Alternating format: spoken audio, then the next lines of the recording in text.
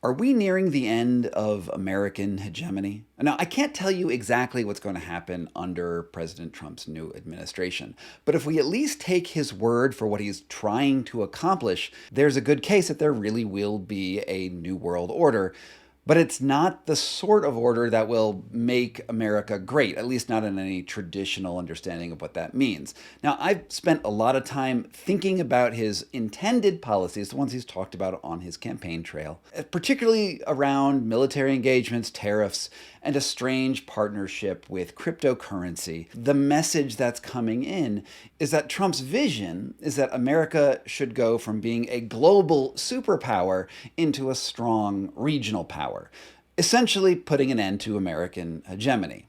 So I'm going to go into these three categories, starting first with tariffs. Now, according to Bloomberg, Trump has proposed a 60% tariff on China and a 20% tariff on the rest of the world. That's the goods that are coming into the United States, whether it's in parts or completed goods. And then Trump is basically going to tax those and collect money on the taxes. Now, this is the largest percentage rise in tariffs in history, which immediately brings the country back to levels that were last seen in the 1940s.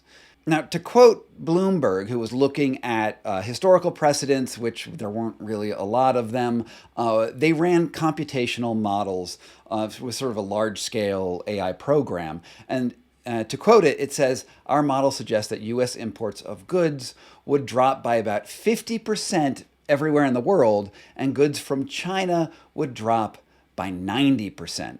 So nearly no trade between the U.S. and China at all with this tariff regime. Now, I don't know if he's actually going to accomplish those tariffs, but it certainly indicates that he wants an isolated America. He wants America to do production internally and rely less on the rest of the world. Now, since about the 1980s, under Ronald Reagan, the trend in American fiscal policy, especially international fiscal policy, has been to liberalize trade globally and create a global economic system. The idea behind this is that this freer trade, it's not totally free trade, but freer trade would bring international economies together, which would ensure peace through mutual prosperity. If you're going to go to war with somebody, you want to go to war with somebody who you're not making money off of. And so the idea is that if you're engaged in a lot of trade, what's the incentive to go start shooting? It doesn't make sense. And this is why you have business through peace, writ large. By putting these tariffs on, you're undermining that system. And with a 90% decrease in trade with China, that's particularly frightening. Okay, now let's go to the military aspect of this. Now, one thing that Trump always talks about is, making NATO pay its fair share. Not necessarily a bad idea, but also like withdrawing military support from Ukraine, and possibly he's saber rattling on this a lot, withdrawing support from Taiwan as well. You can make an argument that it's a good idea to not spend money on foreign military engagements. However, one thing about global hegemony is that we are projecting power, which means our will to engage in economics and get favorable deals and do all that, empire stuff with foreign countries. And the military is a big part of that. By removing the military component, you're essentially saying that, those parts of the world can deal with themselves, making us a regional and not a global power.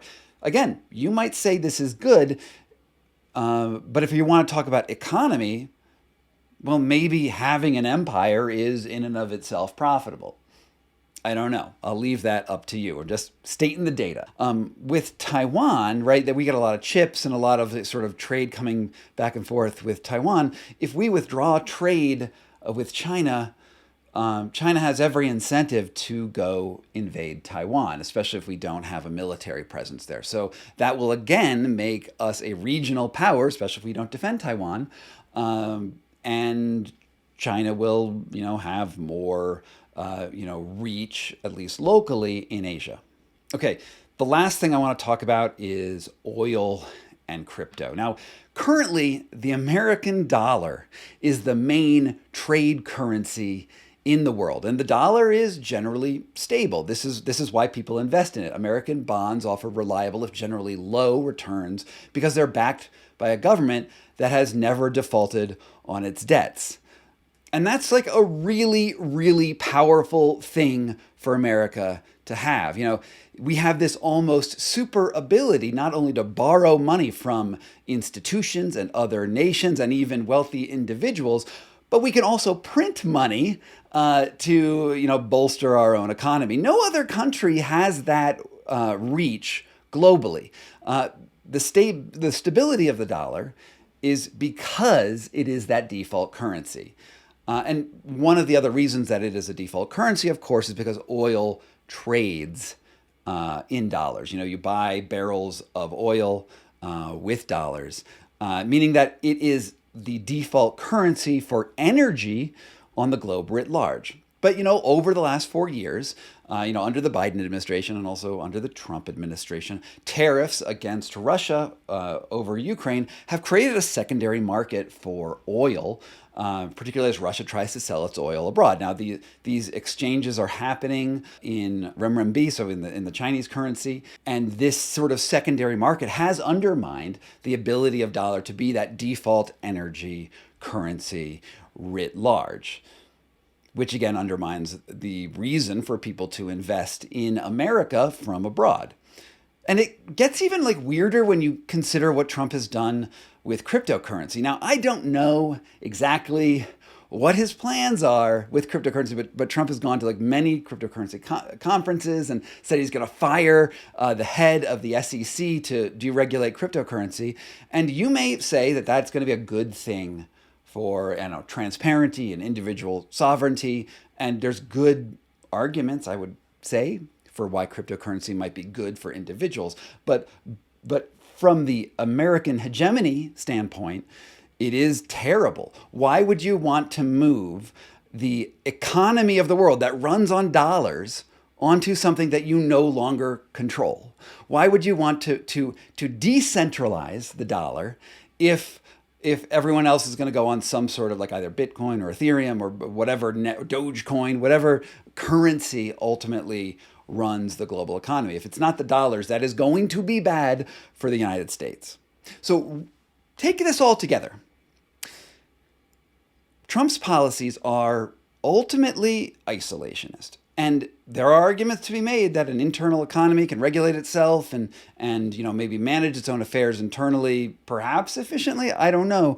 But it's clearly a vision of taking America out of a central stage on the planet and letting different regional powers, whether it's European, NATO, EU and Europe, and Russia and sort of the Asia, Eastern Europe area, China over in Asia, having these regional powers dictate what happens in the globe. Now, if this is a vision that you also share, if you're a regionalist, then this is great. This is what's going to happen under Trump if his policies get enacted. If you're not a regionalist, if you are somebody who has enjoyed American hegemony for your whole lifetime, that's me, that's if you're an American, that's you too, what we're gonna see is a dwindling of American influence abroad.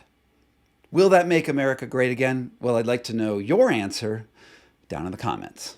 This was Scott Carney's Back Channel. Thank you for sticking around with my opinions on what's going on in the world. See you soon.